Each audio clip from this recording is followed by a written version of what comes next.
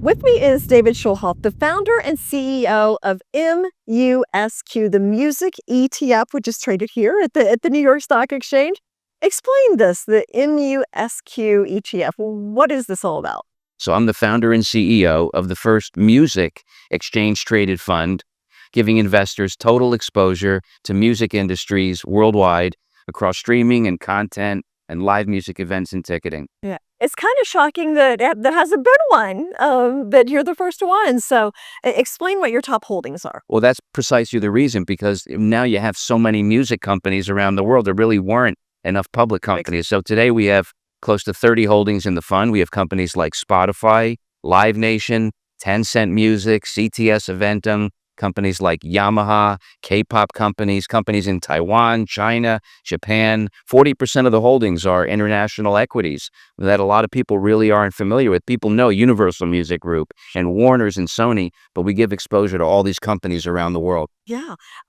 So let's talk about the performance. It's been doing better than many of the bigger indexes this year. So our fund as of today is up close to 17% year to date, outperforming a lot of the other major indices. Music is undervalued. Music is also tariff resistant.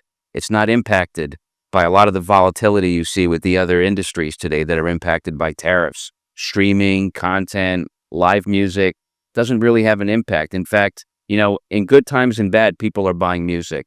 So even like when you go back to COVID, like people were doubling what they were streaming. People are consuming content. Companies like Spotify are also really cheap compared to other streaming services like HBO Go and Netflix and Hulu. And companies like Spotify are raising rates every quarter. So these companies are performing really well. Spotify's up 400% for the last 2 years, up 150% for 12 months. Companies like Live Nation, Tencent. So you're seeing a lot of people consume music, and that's why the fund is doing so well. So is that the trend you're seeing, more of a global interest? Streaming, live has been, I feel like, really taken off, especially since COVID. I feel like just these live events are just such, experiences now for people. Is that what you're seeing in the industry as well? 100%. I mean, look, live music revenues are up 10 times from COVID. It's hard to ignore the monster successes of like the Eras Tour with Taylor Swift and the Cowboy Tour. And this summer you have, 50 different tours from Kenny Chesney at the Sphere, an unbelievable venue. You have Kendrick Lamar and SZA. You have Springsteen. You have Lady Gaga. So it's a really, people, millennials and Gen Z audiences want to go out and consume experiences. They're not really affected by rising ticket sales. And there's nothing that can replace the live experience. And so companies like Live Nation and CTS Eventum and Vivid Seats and Madison Square Garden and Sphere, all these companies are in the fund, and they're all doing really well. Yeah, and I feel like that whole live experience has just gotten elevated the past 3 years. So much more than a concert now. People dress, just everything about it is such an event.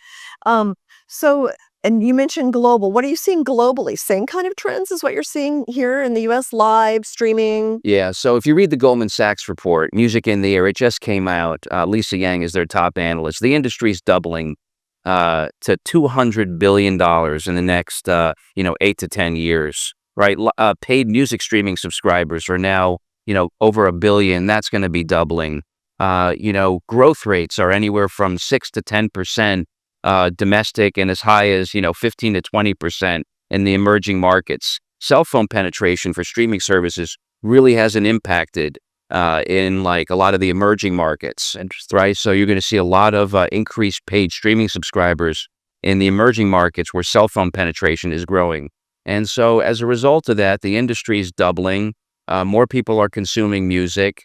Music's undervalued. So companies like Apple, Amazon, Google, Spotify are going to be generating more incremental revenue from their existing subscribers, and they're going to be tapping into new subscribers in the emerging markets. So look, we're really entering into a golden age with music, and then all you have to do is look at blockchain and AI and see some of the massive structural impacts that's going to have, on our business, just like, streaming did 30 years ago when it was first introduced. How do you think blockchain and AI will impact the music industry? I mean, it's going to be extremely positive, right? It's going to create all these new revenue streams for existing rights holders, for estates, for copyright owners to sample their music.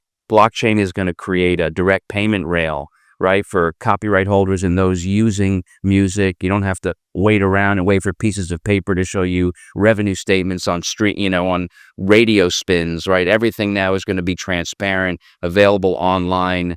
Blockchain is going to, change all that. AI is going to revolutionize the way artists create new music, tapping into, different sources of music. Of course, we have to be concerned with market saturation and market piracy. But if you read the Goldman Sachs report, AI has very little impact on market saturation. Content farming is really which is basically, fake music being uploaded to Spotify, very low impact. Read the report. So the positives of AI far exceed a lot of the scares or negatives that people are seeing. But look, at the end of the day, we need Congress to act. We need federal copyright protection in your voice, which we don't have today. It's only with the states that decide, like the Elvis Act in Tennessee. There are bills before Congress right now that can change all that. At the end of the day, it comes down to consent, control, and compensation, and we need to make sure that copyright holders are getting paid. Okay. And how can somebody find out more about the MUSQ? Well, our website, MUSQETF.com, and they can follow me, of course, on LinkedIn, on Twitter, on Instagram, and on Facebook. I encourage people to go to our website and then sign up for our newsletter. We also have a lot of great materials there. I wrote a nice 150-page white paper, and they can read on the music industry. And you can follow us, of course, on New to the Street, and for all the different updates and interviews. And I speak a lot on the industry. I talk to investors a lot. I attend a lot of conferences. So follow me. And if you folks want to reach out to me, they can just reach out to me on LinkedIn and I'll write back to them. Okay, David, fascinating. Thank you so much. Great. Thank you so much, Jane.